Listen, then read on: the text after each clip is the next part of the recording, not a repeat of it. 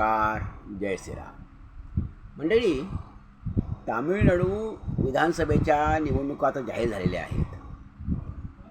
त्या निवडणुकांमध्ये कोणत्याच पक्षांनी, जे अगदी भाजप आणि काँग्रेससह आणि तिथल्या स्थानिक पक्षांनी, म्हणजे द्रमुक आणि अण्णा द्रमुक, ह्यापैकी कोणत्याही पक्षांनी एकही ब्राह्मण उमेदवाराला उमेदवार दिलेली नाही. आणि ह्या संदर्भात खूप चर्चा होत आहे. हा विषय खूप चर्चेला जात आहे. तर नेमकं काय कारण असावं की आजपर्यंतच्या निवडणुकीच्या इतिहासामध्ये तामिळनाडूमध्ये असं कधी घडलेलं नाही आहे की एकही ब्राह्मण उमेदवार नाही. एखाद्या पक्षाकडनं असं होतं, पण कोणताच पक्ष देत नाही उमेदवारी एकाही ब्राह्मण उमेदवाराला. असं होत नाही कधी. किमान 2%, 5% ही तिकीटं दिली जातात हे नक्की. तर असं काय झालं किंवा काय घडलं किंवा का तिकीट दिले नाहीत, का तिकीट दिलं गेलं नाही, तर याच्यावर चर्चा मात्र उलट सुलट चर्चा होताना खूप दिसते आहे. की काही जण आता माध्यमावर चर्चा करताना सगळा मागचा इतिहास काढत आहेत की पूर्वी ब्राह्मणांचंच सगळं म्हणजे साम्राज्य होतं किंवा ब्राह्मणवाद होता किंवा आणखीन बाकी समाज हा शोषित होता, असं सगळं आता बोललं जात आहे. परंतु अगदी खरं सांगायचं तर इथे कोणताही तिकीट न देण्याशी, तामिळनाडूच्या विधानसभा निवडणुकीत तिकीट न देण्याशी याचा कोणताही संबंध नाही.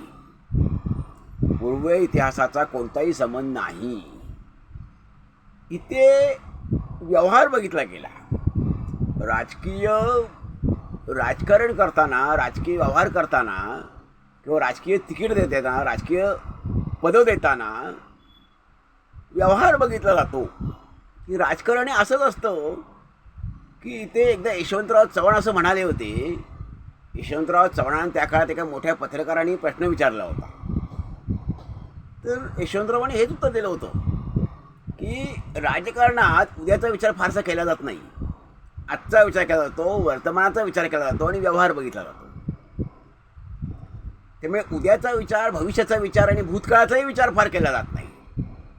राजकारण हे कधीही भूतकाळाचं ओझं वाहत नाही आणि भविष्याचाही फारसा विचार करत नाही. राजकारणामध्ये वर्तमान स्थितीचा विचार केला जातो की आज काय होईल, आज काय मिळेल, आज काय प्रतिक्रिया उमटेल, हाच त्याचा विचार राजकारणामध्ये केला जातो. आजचा विचार, वर्तमानाचा विचार.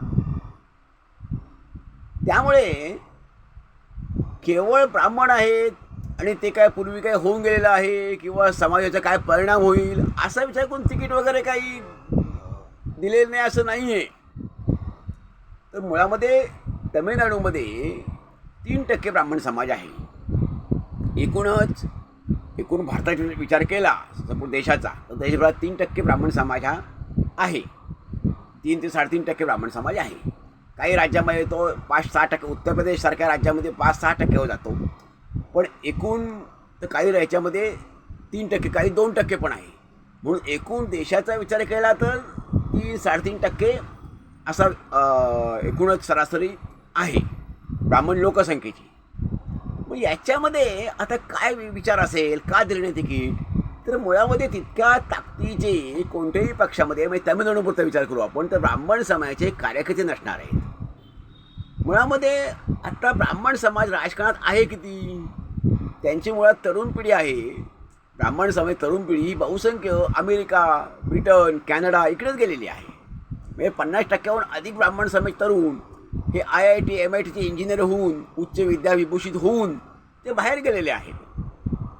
अमेरिका, स्वीडन, कॅनडा इकडे ते आता कायमस्वरूपी तिकडचे नागरिक बनलेले आहेत. त्यानंतर बाकी अन्य ब्राह्मण समाज ह्या व्यवसायामध्ये पण व्यस्त आहे, व्यग्र आहे, मग्न आहे. व्यवसायामध्ये उत्तम त्यांनी घडी स्वतःची बसवलेली आहे. की नोकरीमध्ये तो मोठ्या पदावर गेलेला आहे. एक तर परदेशामध्ये गेलेला आहे, एक देशामध्ये पण चांगल्या ह्याच्यात त्या नोकरी करत आहेत, चांगल्या पदावरती नोकरी करत आहेत. आणि व्यवसायामध्येही त्यांनी चांगली प्रगती केलेली आहे. त्यामध्ये राजकारणात ब्राह्मण समाज फारसं नाही आहे मुळामध्ये.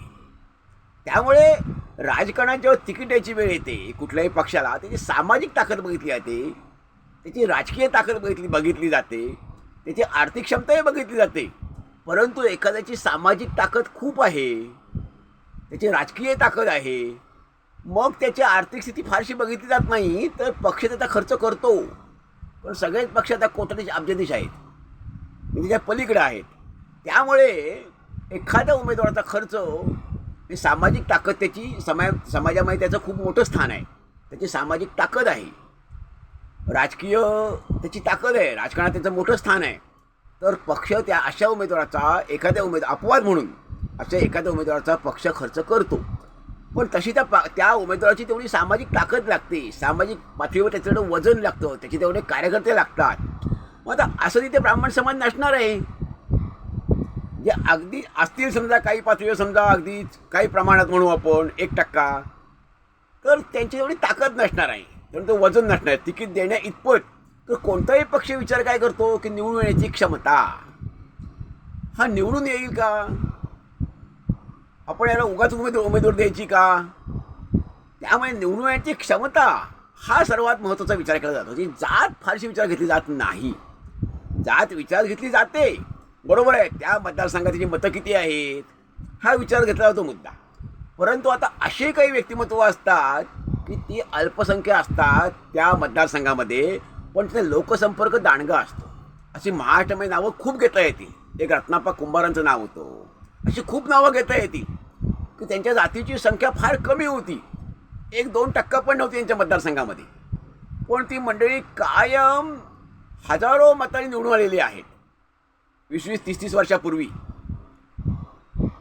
त्यामुळे असा मुद्दा फारसा विचार केला जात नाही. सामाजिक ताकदी लागतेच, परंतु एखाद्याची त्याच्या जातीची मतं कमी आहेत, परंतु त्याची राजकीय ताकद मात्र आहे आणि तो मोठा कार्यकर्ता आहे, त्याचा लोकसंपर्क दांडगा आहे आणि ते व्यक्तिमत्व जातीपातीच्या पलीकडचं आहे, तर त्याला पक्ष तिकीट देतो. कारण पक्ष केवळ निवडून येण्याची हमखास क्षमता ह्या निकषावर तिकीट देत असतो.